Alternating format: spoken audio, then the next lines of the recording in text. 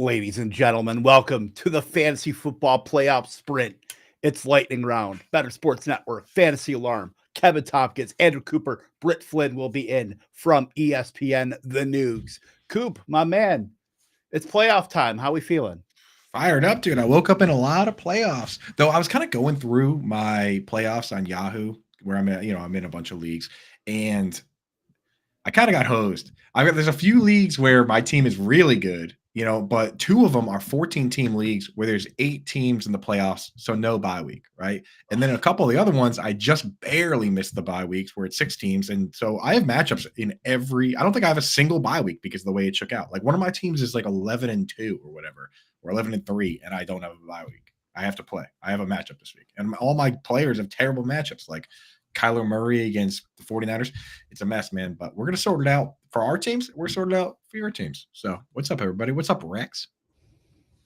Rex, welcome into the chat. The chat will be hopping here in just a couple moments, but yeah, playoffs are definitely a fickle mistress. Got into the Kings Classic yet playoffs again for the second straight year, moving up into the Jim Brown division. Thank you, Raheem Mostert. I now probably have to buy you a jersey.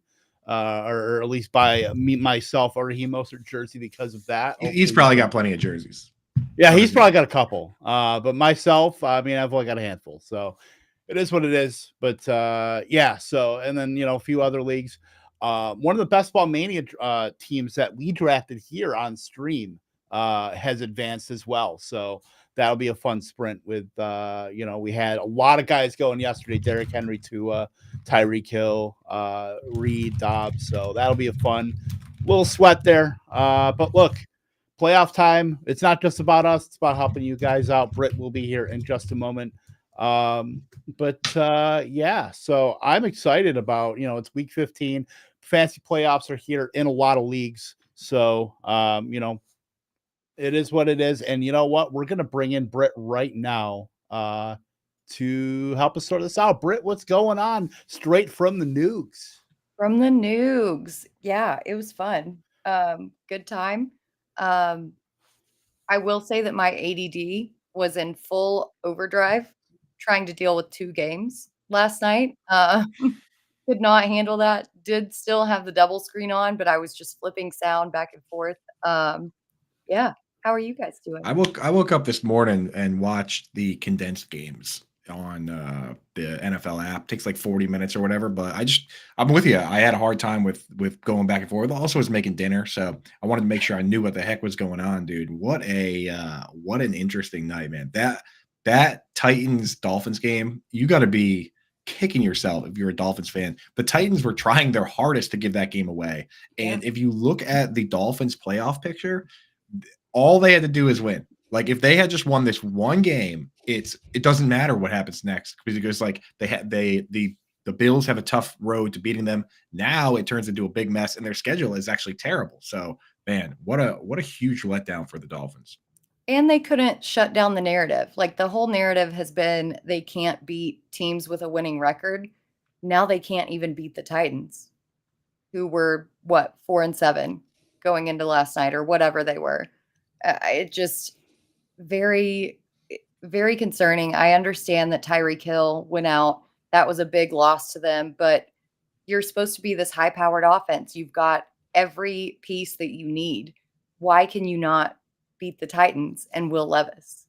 I don't know. Yeah, especially when they're just giving you the ball. Like they were just giving the Dolphins the ball, and they were even scoring, but it's just ridiculous, man. And apparently that's the first time in like a million games that a team has won down 14 with under 3 minutes left. And it's the first time ever a team has won in regulation down 14 with less than 2 minutes, 55 seconds, apparently. Like it's happened with teams going to overtime, but the first time a team has actually come back and won in regulation. Kudos to them for going for 2. That's like the new analytics right there, right? Like back in the day, nobody would do that. And now everybody's doing it. Down 14, you go for 2. And it kind of makes sense. We saw it yesterday. You get the first one, all you do is kick the field goal and win. If you miss the first one, then you got to go for 2 next time, but at least you still have a shot to tie it up. So I actually kind of love that. What do you guys, are you guys on board with that? I'm on board with anything Troy Aikman argues for. So he always argues on the side of analytics are what the nerds like to use to try to game themselves into thinking they know ball. But yeah, I mean, anything you can do to, that's why the teams are hiring these analytics teams, because it's going to give them an edge somewhere. And look, this is like perfect example of this is where the application of being able to use analytics worked out for a team. So all for it. Can we Yeah. also talk about the fact that not only did Tyreek Hill get horse collared, but he got hip dropped, tackled at the same time, and then they were complaining about that call? Like, what are we doing here? Yeah, Tyreek Hill came out and said after the game, I believe the quote was that he couldn't cut, he couldn't change direction at all, and he said it's going to be like that for the rest of the year, and he's just going to, chug through because he wants that record. So, I mean, that could be dicey for fantasy football purposes, no? Well, which I'm very worried about because I brought this up on the ESPN show. Their schedule is pretty brutal. They've Rough. got the Jets, which we saw the first time that the Dolphins played the Jets. Tyreek Hill did line up in the slot, which is the most exploitable place to line up in. But then they have the Cowboys and the Ravens. And if the Ravens and Dolphins are fighting for that number one spot, I don't really think that the Ravens are going to back down.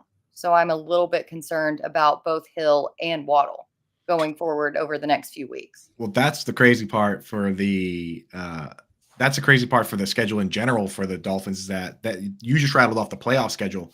The next game after that, the final game of the season, is against the Bills, and the Bills already kind of hold that tiebreaker. So, Dolphins, man, all they do is win. All they do is win. And a 13.5 point spread. 13.5. What? I understand that there were a lot of injuries that happened both on their offense and their defense, but the Titans are a pass sieve. How could you not pass against This was the Titans? supposed to be the drawn out matchup where, all right, Tyreek is good for 200. Jalen Waddle's got to be good for something. And it looks like it turned out to be Raheem Mostert's going to take like almost every carry, and we're going to split everything else between everybody else. And That's my boy. Let's go, dude. it's Raheem Mostert season, damn it. Well, Jonathan Reardon in the chat. First question here. What up? Got in Fields or Stafford, Raiders or New Orleans defense? We'll bring this to Britt since she is the newest incoming from the Noogs. Yeah, put it on me. I think I like Fields more. I don't like his passing, but his rushing upside has just been absolutely insane. DJ Moore with Justin Fields, his average is insane. Don't necessarily know how much I can trust Stafford. Although I will say in the waiver wire article that I put out today, their schedule is very favorable. Right. I just like Fields a little bit more. As far as defense goes, we have to play defenses and kickers. Can we just stop playing In this defenses and economy? kickers? No, let's keep I them. think I would go New Orleans though. Yeah. Same. Then this is what's tough, is that if you have to drop Fields to get Stafford, I wouldn't do it. But I think this week I will have Stafford ranked ahead simply because Fields is going up against the Bears. Obviously Fields going up against the Browns, and I don't love that. That game, the over-under for that game is going to be really low. Whereas we know that the Rams-Washington game, not going to be a lot of defense in that game. So, but I wouldn't drop Fields to get Stafford. So if you got to just start Fields, if that's the case, then do it. But I might just for 1 week go Stafford. And then I'm with you on the defense front. Yeah, with you on the defense, I'm probably Stafford over Fields just because, Cleveland shut down pretty much. Not shut down, but for the most part, has pretty much shut down a lot of the top quarterbacks. Matt Stafford, ever since I mentioned on these airwaves that Stafford has just had one game of more than one touchdown, he has 4, 3, and 3 in his last 3 games. So, look, he's on a roll, and then he gets the ultimate in Washington. Yeah. In Washington. Yeah. So now, you got to give it to Stafford at least here. As I'd say, he's top 7, top 8 option. Quarterback's going to be kind of thin. Look, we lost Herbert now. going to have surgery on that Killing me. finger. So look, we can't have nice things, but apparently Joe Flacco is going to be the guy that gets you there in the fantasy playoffs. And look, I think he's going to be, you know, we talked about guys that if you lost guys, you know, Nico Collins is banged up with his calf injury, you know, obviously Tank Dell, we lost a couple weeks ago, now Herbert, now possibly Josh Jacobs. You're going to be looking for guys. They might have brought you to the dance, but now you got to dance with Joe Flacco. And while that seems gross in hindsight, I don't mind Joe Flacco as far as the guy. He's lifting the boat. I mean, he's been the most competent quarterback in Cleveland this year, at least making something out of David Njoku, Mari Cooper, even Elijah Moore. So I do like Joe Flacco a little bit. As if you have to stream a quarterback, he's probably the quarterback du jour for me. Yeah, don't let him get to those playoffs, man. That's Flacco town, dude. That's where the elite dragon comes out, right? Joe Flacco in the playoffs. So look out now. He used to come to one of the few quarterbacks that would come into New England during the prime years and win in New England in the playoffs too.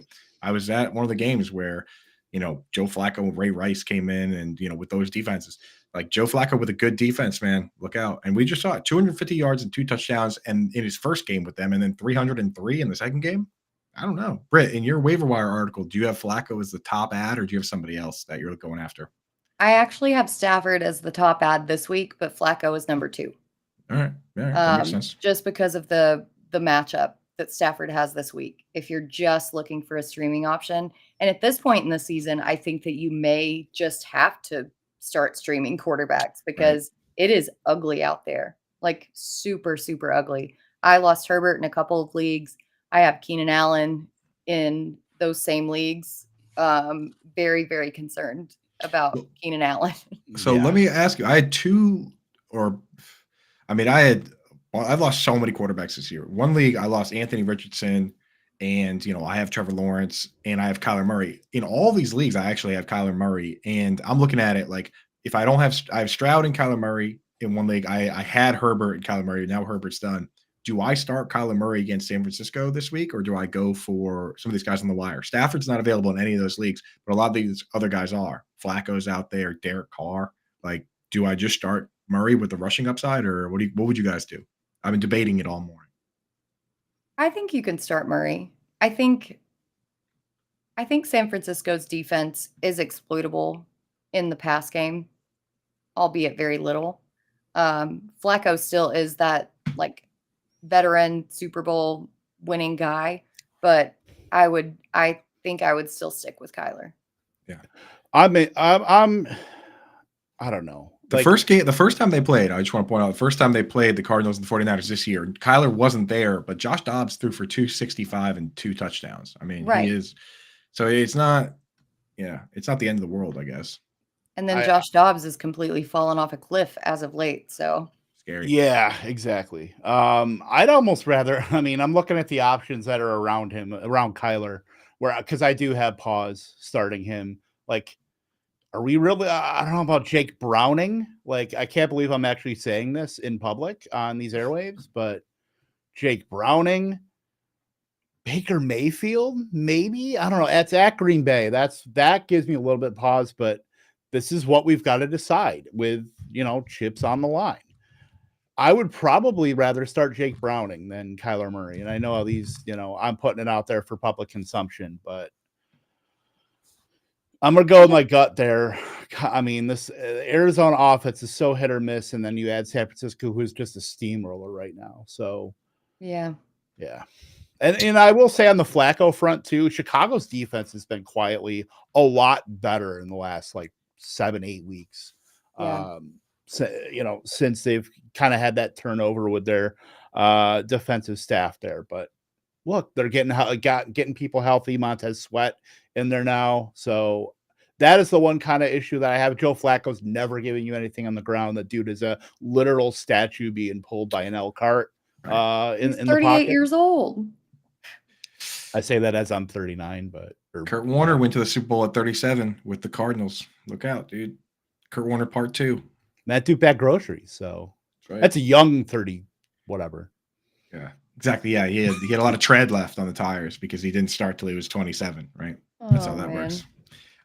So interesting question here from Brian Burst in the chat. Or brain burst. Brain burst. Sorry, burst my brain reading this question. He's got a couple questions in here, but I like, well, I guess we'll do them in order. Preseason, everyone said Saints' schedule for wide receivers was amazing, but Derek Carr looks unhealthy and completely washed. Olave leads the league in air yards, but Carr can't find him. What do we do? Derek Carr, he just came out and said he's been playing all year with broken ribs. In fact, 3 different broken ribs he has that he's Like been 2 he playing. didn't tell anybody about or something. Right. Yeah. That's like what hockey players do. Like after the season ends, and then Patrice Bergeron's like, by the way, I played half the season with like 7 ribs inside of my lungs.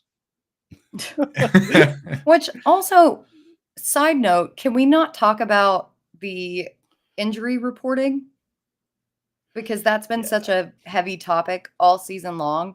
How are we just now finding out that he had broken ribs when we were Right. never told that he had broken ribs? He shouldn't be saying it. Well, that's exactly right, Britt. These guys got to be careful because there's an investigation of the video into Joe Burrow with the wrist Right. thing. And He they comes out said and that there says- was no issue with the reporting on that, which is dubious at best to BS. me.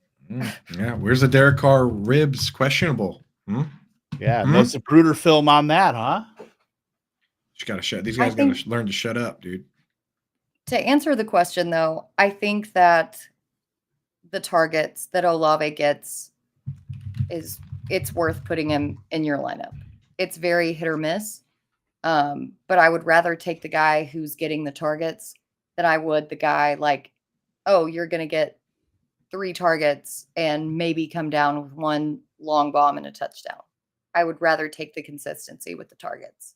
Right. Basically, like, yeah, you want DeMarcus Robinson in your lineup, who, No. or, Chris Olave, the league's preeminent air yards merchant, who with MVS has, they've got the market cornered on trying to redeem these unrealized air yards for something, anything. But yeah, you want the guys that are getting those opportunities, because even those opportunities are worth something, because it establishes intent for the offenses wanting to get these guys involved and wanting to get splash plays and involve them deep. So that's what you want. Even if you're not hitting, law of averages, regression, it's going to come back. Yeah, sure. And then Brainburst, second question. I mean, we were going to talk about some guys under the radar to help you in redraft. Do we want to talk about those guys first? He wants to know about dynasty guys that we could potentially add right now. What do you guys think? I'm going to pivot to you guys on dynasty. I mean, what I like to do this time of year, Brainburst, so he asks, who are your favorite players who aren't currently helping teams compete and can be found on waivers that you're trying to throw on benches in Dynasty? This is what I like to do this time of year in Dynasty, is look around at these teams that are losing and that are giving other guys shots. Like an example of a guy that you're not going to be able to get on the wire in Dynasty is Jonathan Mingo, right? Like that team fired everybody, they're losing, and now they're saying, okay, let's get this guy some looks.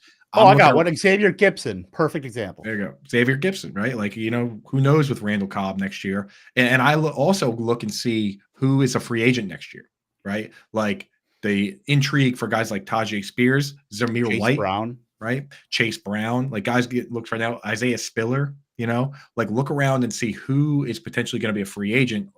Saquon Barkley, his contract's up. Like, what are they going to do there? Do you want to go out and get Eric Gray, Matt Breida, right? So that's what I start doing here is I look around and say, okay, where you want to stash as many guys that are going to be just up in the air during free agency. And then, if they sign somebody or do that, you can always just drop those guys, but you can't go back and get them in a lot of leagues. So that's what I do. I look around and say, is Trey Palmer, Mike Evans is going to be a free agent. Is Trey Palmer available? Even my cousin, Devin Tompkins. Devin Tompkins, dude, line him up, sign him up. So yeah, Tyler Boyd, like who's the guy they drafted in like the Charlie 4th Jones. round? Charlie Jones, dude. Maybe Charlie Jones, probably not Charlie Jones, but maybe Charlie Jones, right? You got to start thinking about who is going to be gone next year. So that's what I start doing. Brain burst. Jake Bobo for Tyler Lockett. Bobo, dude. 100%. Yeah, that's how you get these guys where, you get the Chigakonkos, you get the Logan Thomases, you get, Samaje Perine, these guys who end up falling into a role.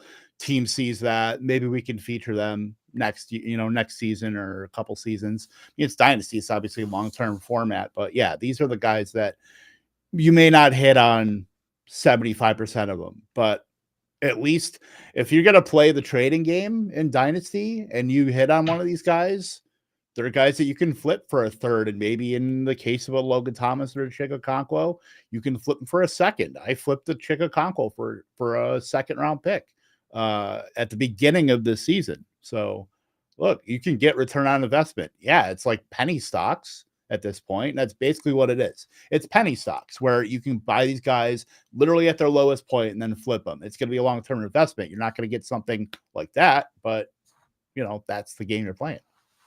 Yeah. Isn't that how the Wolf of Wall Street made his money? The Wolf of Wall Street made his money committing straight up fraud, dude. Cocaine is a hell of a drug. Yeah, that guy. Thank you for that, Burns. Brian Burns on the ones and twos. I actually have never seen the movie, but I read the book, and that guy came to our school. And He came to your school? yeah, Jordan Belfort came to our school because it's like we were doing this thing on like ethics and business, and he owes the families like a ton of money. Like he owes a ton of money, so he has to go around and do all these like speeches and stuff to make money so that they can like pay those people back that he like ripped off. So yeah, Jordan Belfort. I mean, they make him seem really cool, but he's actually not a very cool dude. Well, no, I know he's not cool. That was what the joke was. Right? Yeah, but I mean, people don't forget. Brian Glansberg. Yeah, we should pick a player to do that with, like Stone Smart, right? Gerald Everett's a free agent, and we'll just pump his value up and then trade all his shares in Dino, the old pump and dump scheme. Yeah, that'll work the out old rat great, hole. sure. The old rat holes. So, there's not a lot of good free agent tight ends next year. I was thinking about it because I was watching the Dolphins, and I'm thinking, okay, this offense, if they're going to be the 49ers, right, they need a two-way tight end. Like Mike McDaniel, he helped build that offense 49ers run. They built the same thing to a certain degree here. Two wide receivers, a fullback, right? But the difference is the 49ers have the two-way tight end in George Kittle. Durham Smythe is more of a blocking tight end. And I'm looking around in free agency, and there's not a lot out there. Dalton Schultz is one option, but the thing is, the Texans run the same offense that they run, and they'll probably like to. They've obviously liked Dalton Schultz. They're probably going to want to keep that guy, right? Mm-hmm. Hunter Henry. These are the best free agent tight end names next year. Hunter Henry, Gerald Everett. They're obviously not going to bring Mike Gesicki back because he didn't fit the scheme the first time.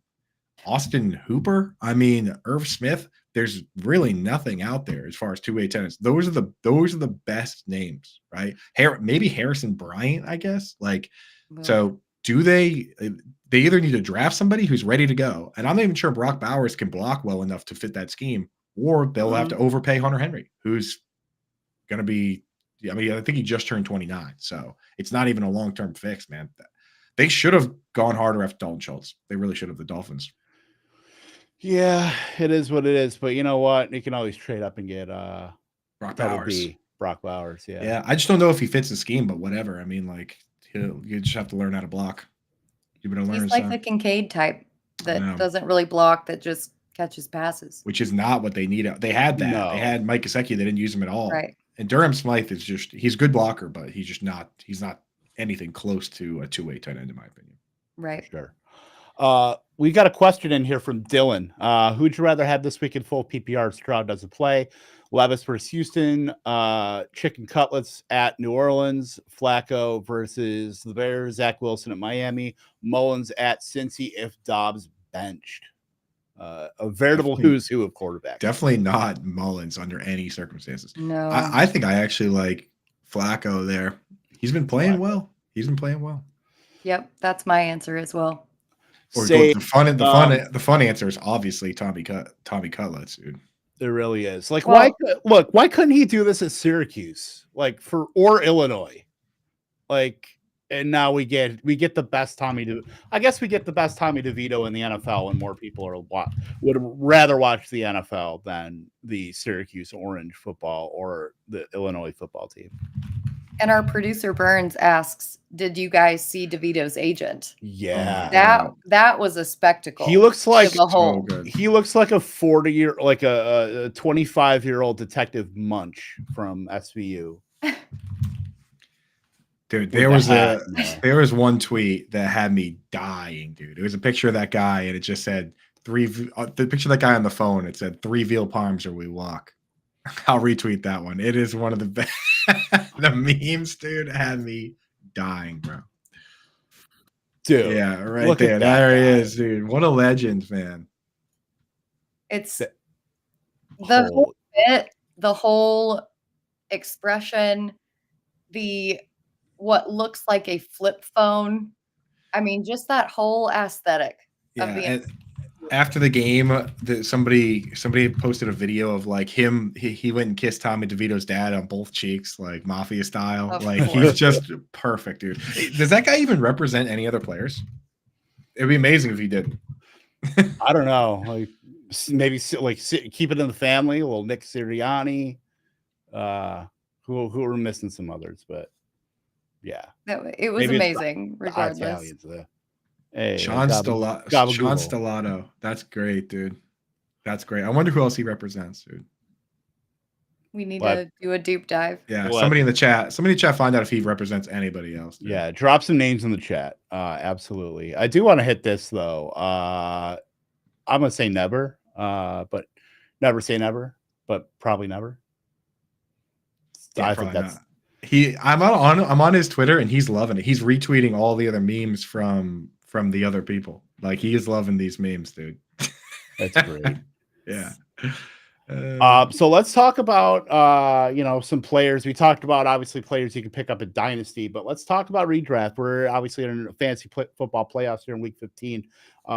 So go to Coop first as far as guys that that are kind of going under the radar that can maybe help replace some of these either these injured players or guys that are kind of under the radar that obviously aren't the studs that you'll be able to plug into your lineup. Yeah, so I got 3 names, and I'm going to start with the because I know people play in different levels of leagues. Like I'm in some shallow leagues where plenty of guys are available. I'm in some really deep leagues where like nobody's available. So I'll start with the guys that are most rostered and work down as we go through these. So one that you have to double check and see if he's there. I know Britt, you pointed out in your article that he's rostered in under 50% on ESPN. He's at 55% on Yahoo. I'm talking about Isaiah Likely. So in roughly half your leagues out there, this guy's available. And the reason he's available is because the first game where Andrews got hurt, the box score didn't match up with what actually happened. Like threw his way 4 times, but a couple, like one of them got called back for a holding on a lineman. Another one, was tipped and it went to somebody else. It went to Nelson Aguilar. Like in the past 2 weeks after that, he's got 6 targets. He's got 7 targets. He's playing the Mark Andrews role. If this guy's available, you have to go scoop him up right now because he has a great playoff schedule. You can start him this week. The 1 week you don't want to start Isaiah Likely possibly would be the against the San Francisco 49ers. I got a league where it works out perfectly with his schedule and Dalton Kincaid's schedule because Kincaid plays the Chargers that week.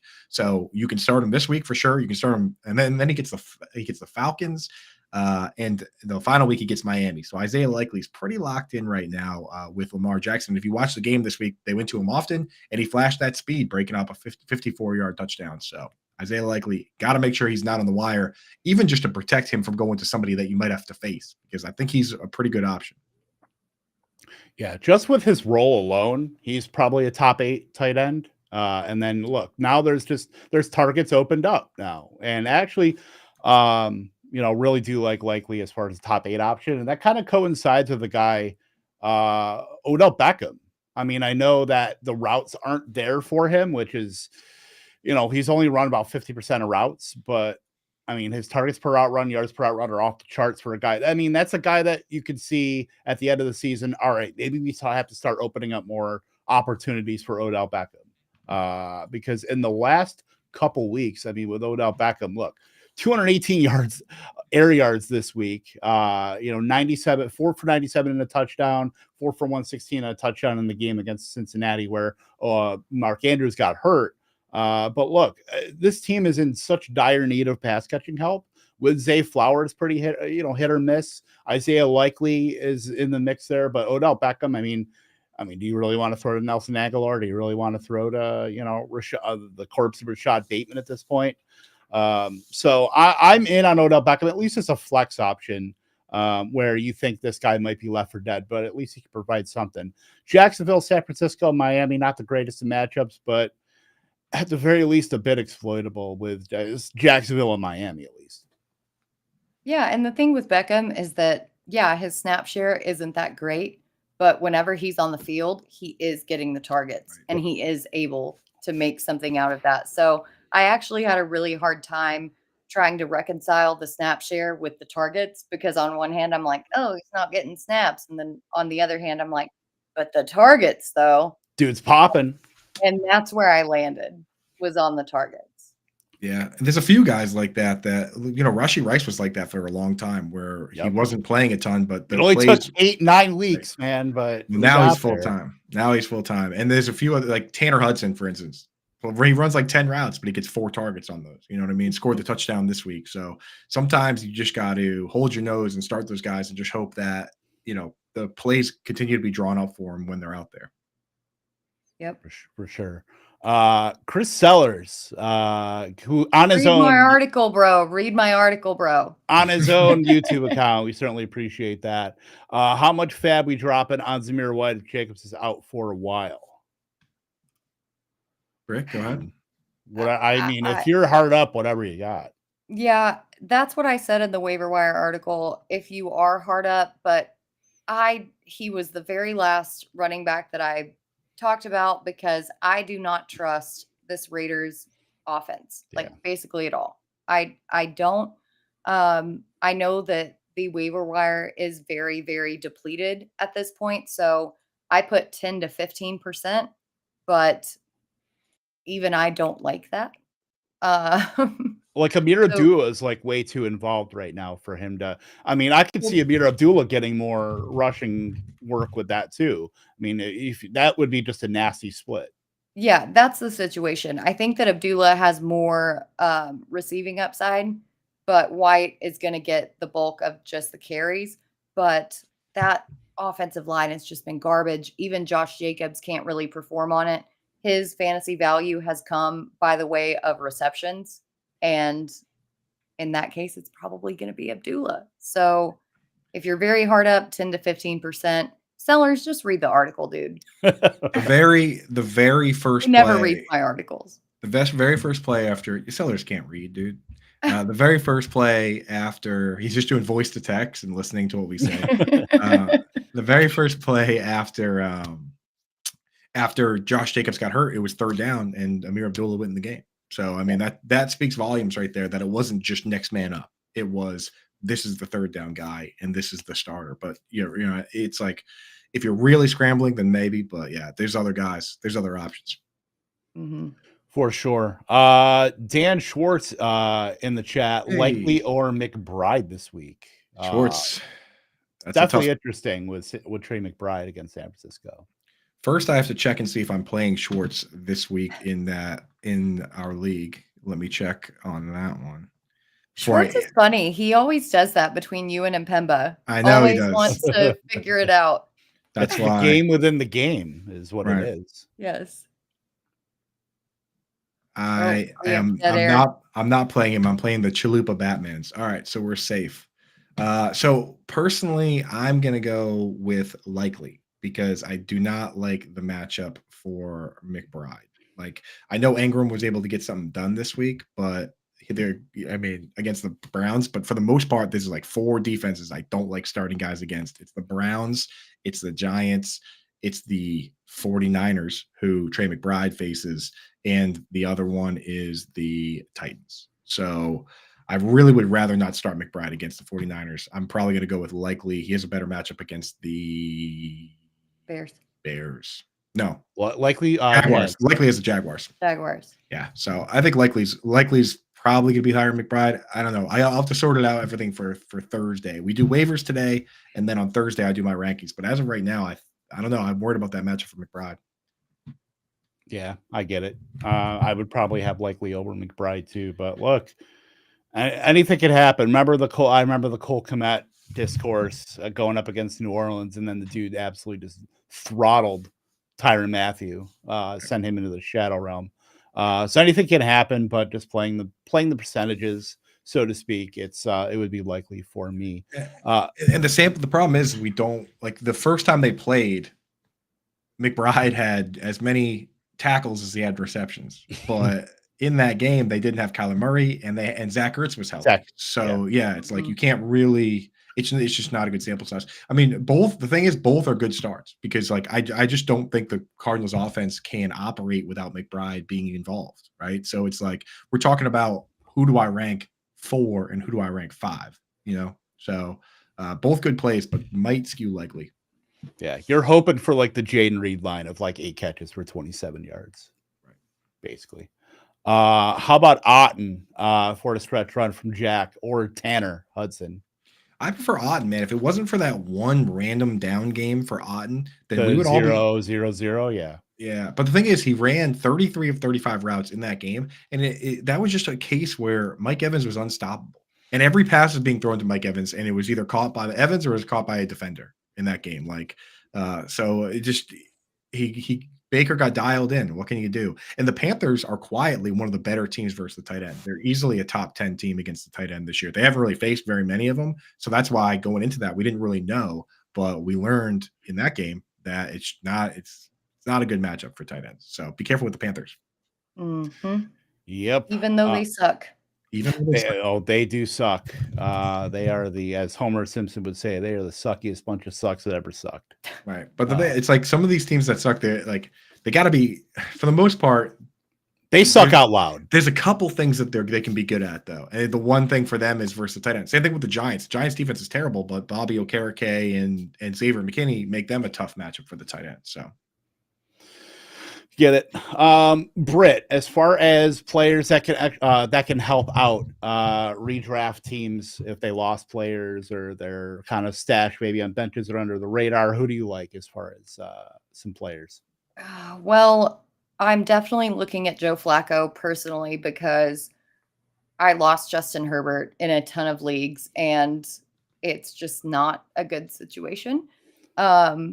I also do like Ezekiel Elliott, and I know that Howard Bender roasted me and said, is this your Cowboys bias coming through that you want Ezekiel Elliott on the waiver wire? But look what he did last week. Like, look what happened. Ooh, he's cute. Who's he? There's the Bender voice. In the passing game, obviously wasn't super efficient in the rushing game, but he does have that pass catching upside. With all of the problems that New England has with their wide receiver core, I think that Elliott is going to have a very big role going forward because we still don't know how long Ramondre is going to be out with that ankle injury. And then Noah Brown. I've seen so many people drop Noah Brown because of his performance against the Jets. But the thing was with Noah Brown, when Nico Collins went out, he got put out wide.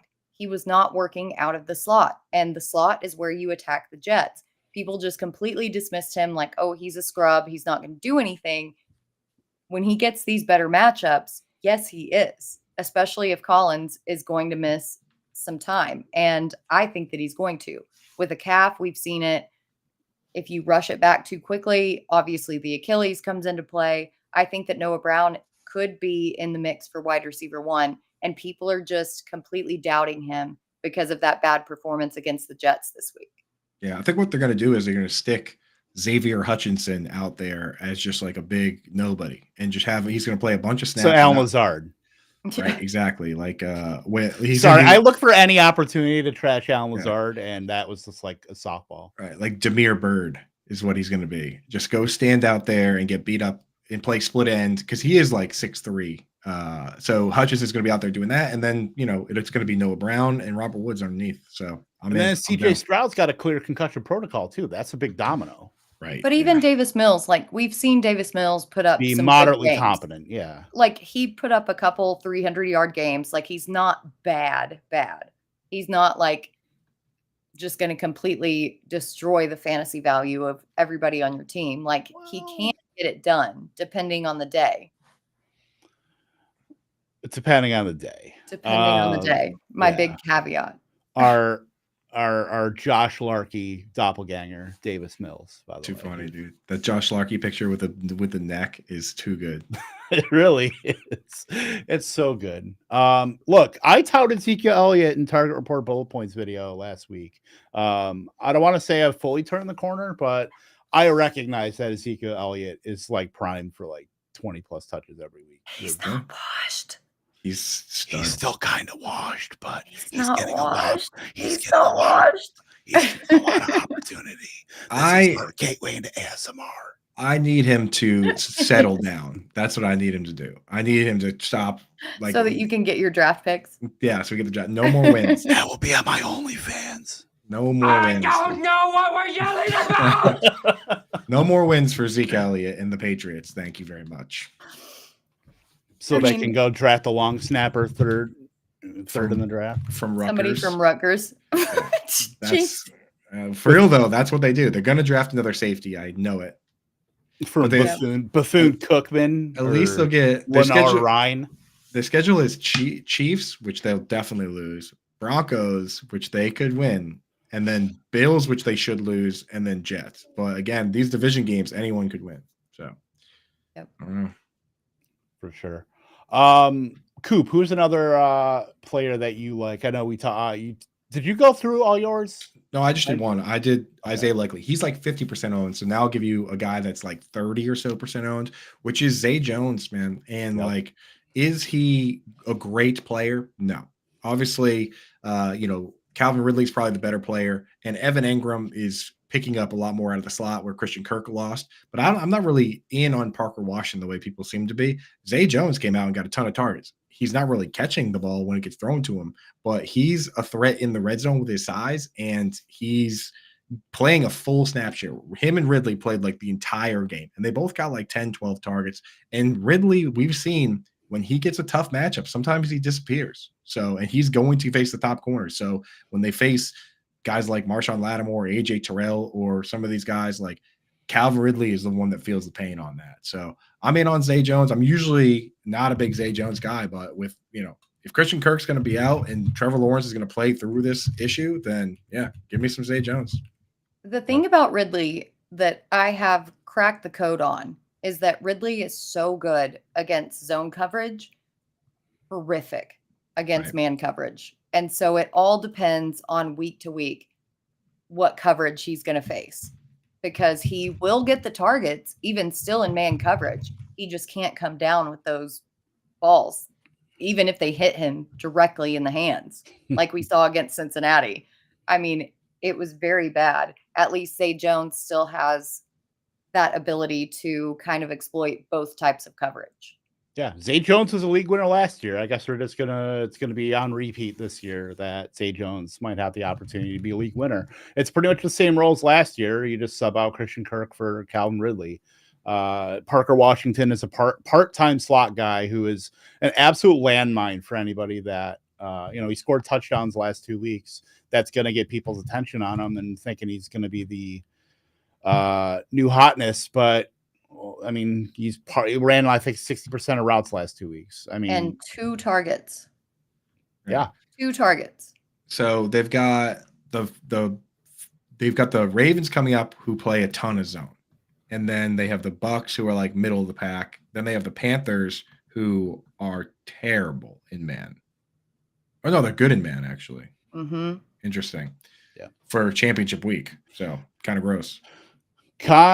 But yeah, Zay Jones is a guy I really like too, as far as a guy who you're getting at least 85 at minimum. He's out there. Yeah.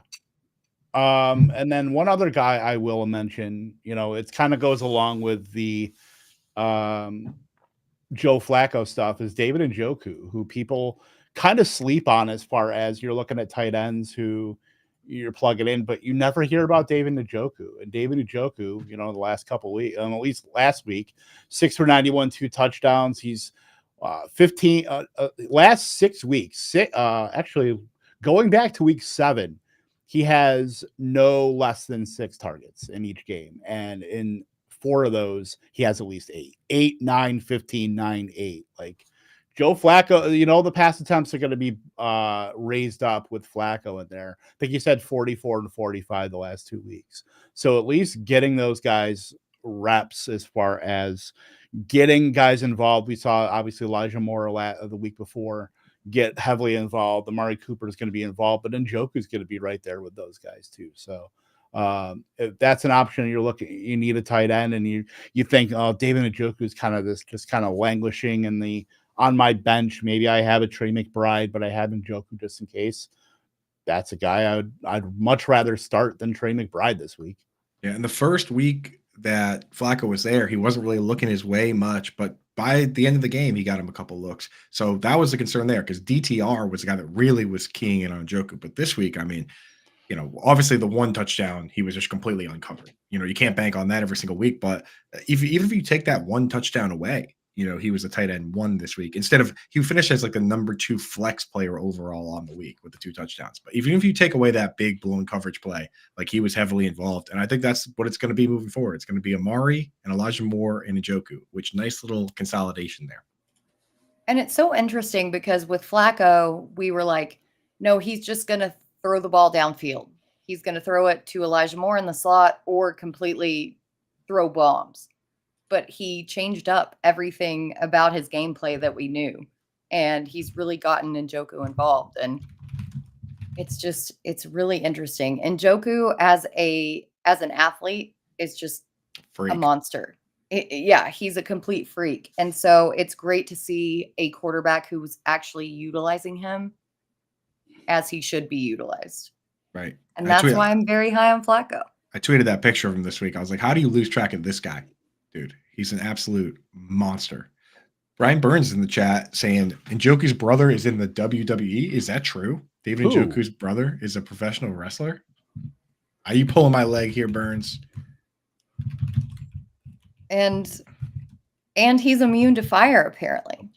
That's a big one. There it is, dude. His brother played tight end at UCLA and is now in the WWE. His name, David Njoku's brother. His name is Evidence Njoku is his name. Evidence. What a freaking so much cooler than David. Evidence, right? The name, but Evidence, what a scary name, right? Yeah. Evidence Njoku, dude. Brought the receipts. I one up you, and I brought the evidence. I brought the evidence. Aaron says, "Show me the evidence." Yeah, right. Laporta or Likely? I mean, I think you still. It's Laporta because he has the. Not only is it Laporta, he just had a down week. The Bears are a different team versus a tight end when Eddie Jackson's playing versus when he's not. Like, go back and look at the games where Eddie Jackson's healthy, and it's night and day. And the 2 games they played the Bears, Eddie Jackson was playing, and Laporta had 18 yards, and then this week he had 20 something. Like, it's a bad matchup. It's a good matchup. Against the Broncos. Denver Broncos. The Denver Broncos are easily, if it weren't for the Cincinnati Bengals also being incredibly terrible against the tight end, it would be easy to say that the Broncos are the best matchup. Instead, it's like, there are 2 matchups that are the worst, and it doesn't matter who you're playing. So, yeah, Hawkinson gets the Bengals this week, and Laporta gets the Broncos. This is a week where you got to look around and see and hope you're not playing one of those guys, man, because that can make all the difference. In the playoffs, there are so many, every team is good. And I preach this all year round where it's like people skate by, they draft running backs, they draft wide receivers, and they think, okay, like I'm all set. Doesn't matter what my other positions are. And then when the playoffs come around, everybody has good running backs. Everybody has good wide receivers. And the difference is often made in who put in the work to have a quarterback, a tight end, or a defense, especially this year where we lost Mark Andrews. We're losing quarterbacks left and right. The defensive matchups are changing every single week, right? Because like you go out and you see the Chargers, they were a bad matchup. And now all of a sudden Easton Stick is their starting quarterback. Now all of a sudden they're a good matchup. Like who's paying attention? Who's going to make the right moves? That's who decides wins the league. It's not who, started their draft with 9 running backs and wide receivers and just like very rarely do teams actually win the league in the draft. This is a slander-free zone for Easton Stick. I just want to make that abundantly clear as our unheralded North Dakota State quarterback. He's another one, dude. That's a quarterback factory. Speaking of Trey Lance. I just also want to say that I did win my draft with the Laporta Potty Romper Stompers.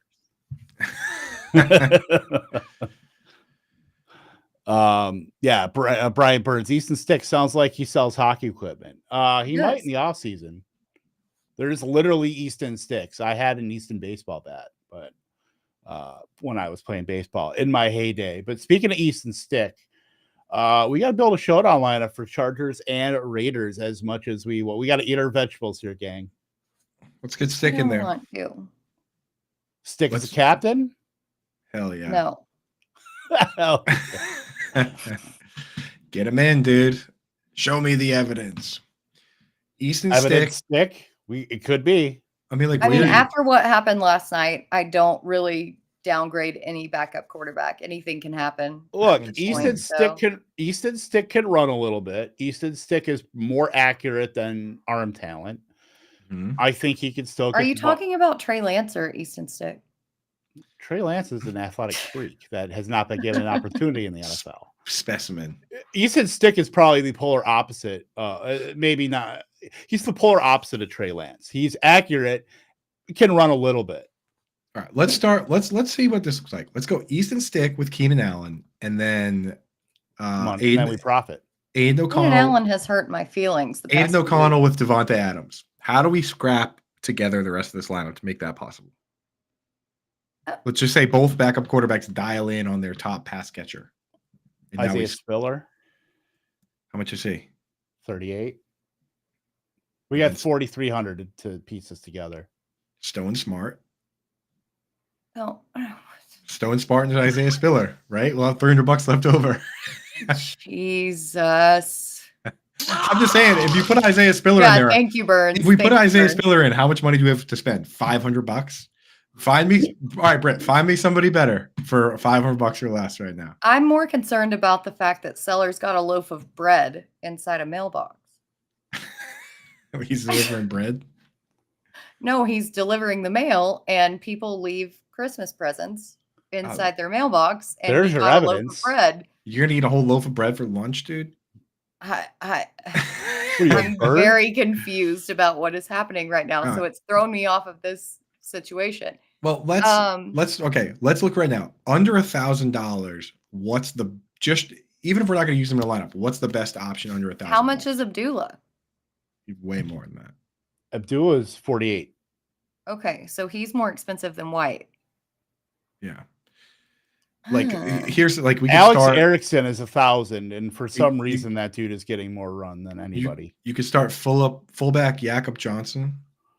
If we start, I'm leaving. If we start, I'm on the ones and twos on this. Britt, so. Simi Fehoko.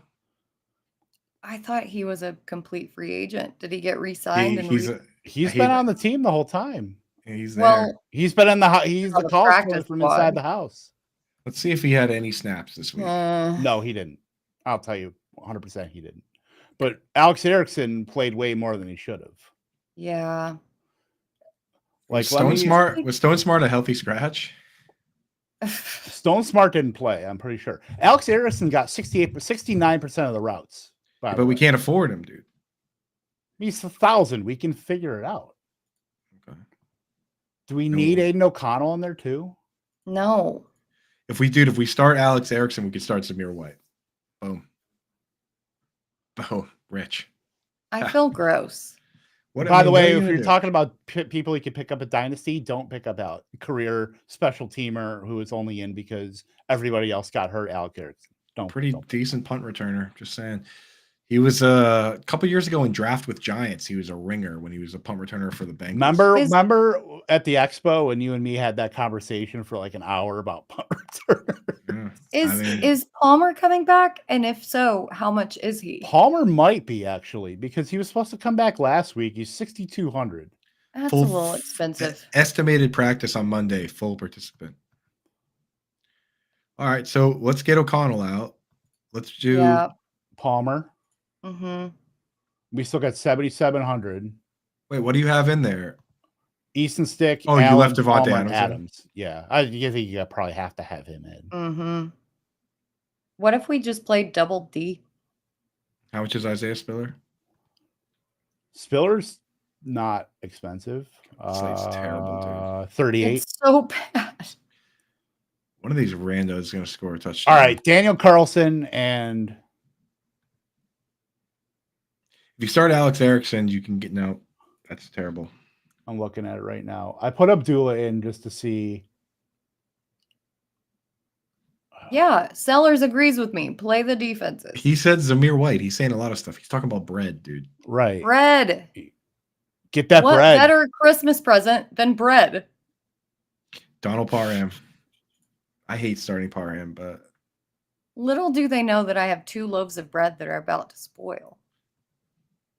Abdullah Parham matches up.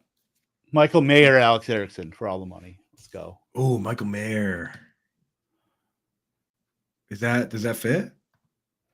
That gives us 3,500. We could do someone way better than Mayer. We could do Mayer and then either defense, which we would have to do the Chargers defense because we're starting Easton Stick as the captain. We can't get defenses in there. Oh yeah, we can. Yeah. Who do you want? Chargers? Well, yeah, we can't. We're not going to start against Easton Stick, dude. Easton Stick's our captain. Yeah, that's true. Good call. All right, here we go. That's the lineup. Stick, Allen, Palmer, Adams, Mayer, and the Chargers D. Let's go for all the money. I might go throw up. The money, dude. For all of the money. All right, I gotta jump over because we got Alarm Fantasy Football coming up next with Howard Bender and myself. Yes, definitely stay tuned. If you like the show, drop a like, subscribe to Fantasy Alarm. Helps us feed our kids. So Coop is going to do that right now before he hops on to Alarm Fantasy Football. Britt, anything else before we hop out of here? Just go check out the waiver wire article. It might be very bleak, so just be prepared. But don't feel alone because I'm in your same boat. Don't feel alone. Look, the last thing we want to do at this time of year is feel alone. So look, my target report bullet points is out right now. The second week this season that I've had Rashee Rice on the cover of because he is that damn good. So go check that out. I just want to say I'm very thankful for the fact that I took Bryce Young in the Kings Classic auction and then subbed him out for Brock Purdy in week 1. Because now that I don't have Justin Herbert, Brock Purdy is going to lead this team to a second title belt. We're getting it. All right, we're out of here. Go check out Alarm Fantasy Football. Howard Bender, Andrew Cooper. In just minutes, stay right here. For Britt Flinn, I'm Kevin Tompkins, and Britt is going to lead us out with a Doodles.